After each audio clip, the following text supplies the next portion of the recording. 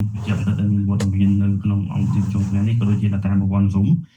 ខ្ញុំបានឈ្មោះជីវិនជាប្រធានផ្នែករបស់ក្រុមហ៊ុន Mega Care សូមអនុញ្ញាតបកស្រាយអំពីផលិតផលឱសថ Living Ford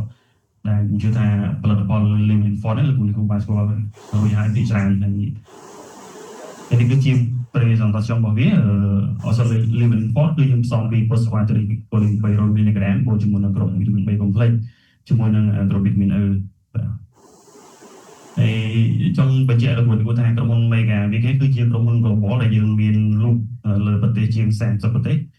33ប្រទេសហើយនៅក្នុងមានប្រទេសកម្ពុជាយើងដែរហើយជាទូទៅដែលយើងជួបជាញឹកញាប់យើងឃើញថាវាមានរីកធំ3ដែលបង្កមាន liver disease ទី1គឺ virus ទី2គឺសារ៉ាដែលទី3គឺ toxin ដែលមាននៅក្នុងឱសថផ្សេងៗបាទហើយលោកគ្រូបានដឹងរួចថាថ្លើមគឺជាសរីរាង្គដ៏សំខាន់បំផុតមួយហើយវាមានតួនាទីជាង500មុខនៅក្នុងនោះគឺវាមានតួនាទីមួយដែលវាធ្វើមេតាបូលីកទៅលើអេតាណុលហើយអេតាណុលគឺវាធ្វើការសាំងតែឲ្យទៅជាអាសេតាលីអ៊ីតដែលវាបញ្ចេញ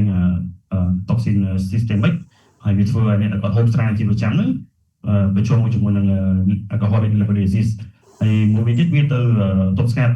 liver function ជាពិសេសគឺការផលិត phospholipid ហ្នឹងហើយចំពោះវីរុសដូចលោកគ្រូដឹងហើយគឺវាមានវីរុស HBV និង XCV ដែលជាវីរុសដែលវានឹងវិបត្តិជាជំងឺ chronic បើសិនជាយើងអត់បាន control ឬក៏ព្យាបាលបានត្រឹមត្រូវទេហើយមួយវិញទៀតគឺ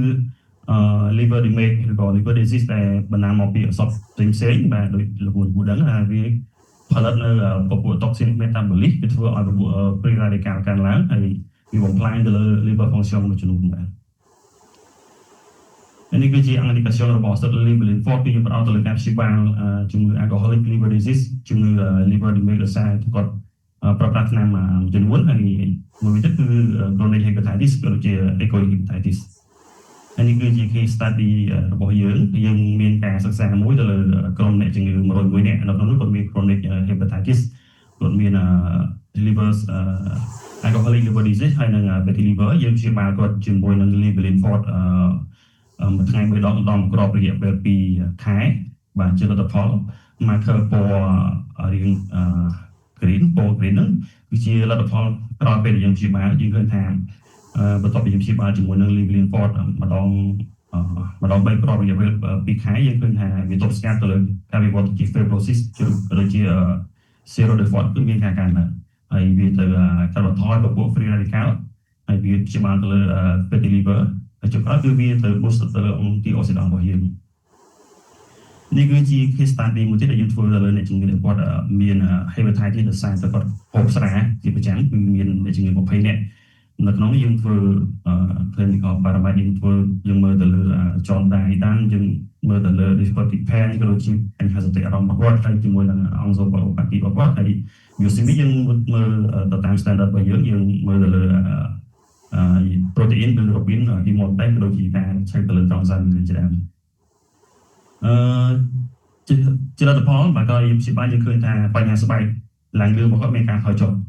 ជើងចុកចាប់ទៅត្រង់ពោះរបស់គាត់ក៏មានការថយចុះដែរបញ្ហាសតិអារម្មណ៍របស់គាត់មានការប្រសើរឡើង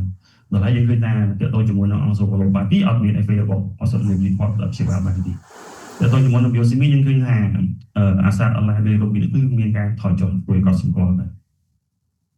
ហើយនេះគឺជាការសិក្សាមួយទៀតដែលយើងធ្វើទៅលើអ្នកជំងឺដែលគាត់មានបញ្ហាពុលខ្លាំងដោយសារតែគាត់ប្រើប្រាស់ថ្នាំមួយចំនួន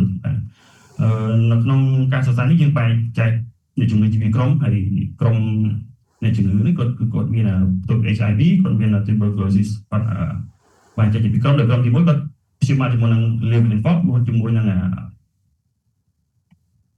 វីតាមីន B complex មួយទៀតគឺយើងព្យាបាលជាមួយនឹងវីតាមីន B complex និងវីតាមីន E ការពីរមុខនឹងទេហើយការសិក្សានេះគឺយើងប្រើរយៈពេល4សប្តាហ៍ទាក់ទងជាមួយនឹងលទ្ធផលយើងមើលទៅលើអាឡានរបស់គាត់និយាយថានៅសប្តាហ៍ទី2ចំពោះក្រុមដែលប្រើជាមួយនឹង Living Ford គឺធ្វើឲ្យអាសារបស់គាត់មានការថយចុះច្រើនពី313ធ្លាក់មកដល់49និងបន្តធ្លាក់ដល់សល់តែ38.17ទៅនៅសប្តាហ៍ទី4ដល់ហើយក្រុមដែលប្រើជាមួយនឹងវីតាមីន B complex និងវីតាមីន E គឺមានការថយចុះដែរប៉ុន្តែវាមានការថយចុះយឺតយ៉ាវបាទហើយនេះគឺជាអត្ថប្រយោជន៍របស់ឱសថ Living Ford ដែលយើងផ្ដោតទៅលើការព្យាបាលជំងឺពុលខ្លាំងដោយសារតែកន្ទប់ស្រាវីរុសដូចជា toxin ដែលមាននៅក្នុងឱសថមួយចំនួន វាទៅការពារដូចជា regenerate នៅ liver cell មិនមកវិញវា maintain នៅ liver function ដូចជាការធ្វើ metabolic របស់វា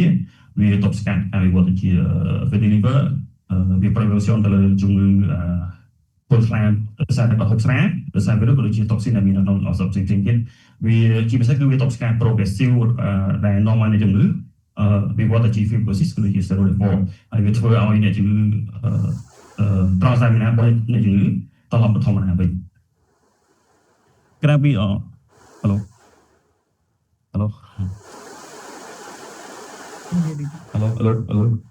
ក្រៅពីឱសថ Livelin Fort យើងក៏មានផងដែរជាមួយនឹងឱសថ Alvarin ដែលឱសថនេះគឺជាឱសថដែលអាចនិយាយថាវាជា anti-spasm ហើយក៏ដូចជា anti-inflammatory ដែលវាព្យាបាលទៅលើអាការៈឈឺចុកច្រអូសរបស់យើងដោយសារតែវាមានការរួមផ្សំពីស៊ីមីលគុណរហូតដល់300 មីលីក្រាមហើយចំពោះឱសថ Alvarin គឺយើងប្រើទៅការព្យាបាលរោគសញ្ញារបស់ IBS ប្រតិអូសៀក៏ដូចជា dysmenorrhea ហើយយើងប្រើក្នុងដូស1ទៅ3គ្រាប់ក្រោយពេលអាហារហើយចំពោះមនុស្សធំហើយចំពោះប្រតិអូសៀគឺប្រើមុនអាហារ30 មីនិតបាទសូមអរគុណបាទថាការបង្ហាញរបស់ខ្ញុំមកចប់ត្រឹមនេះបាទ